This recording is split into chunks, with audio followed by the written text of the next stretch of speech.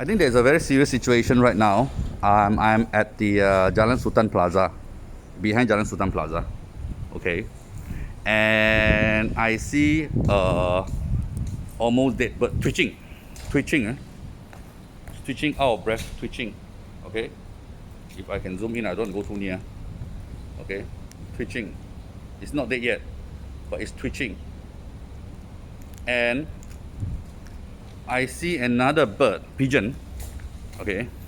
I just park beside, I'm inside. I'm wearing a mask just for myself. And another bird that is twitching over here. I actually turned it over. It was on its back. I actually turned it over, and it's twitching, catching for breath. It's twitching, catching for breath. I mean, what the F is happening right now?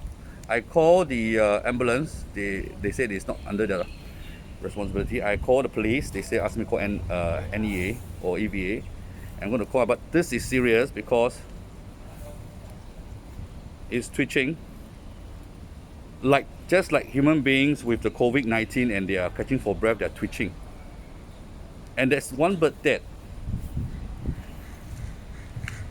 and there is another bird that is almost dying, and this bird is like gone. It's twitching. Look at that. It's twitching.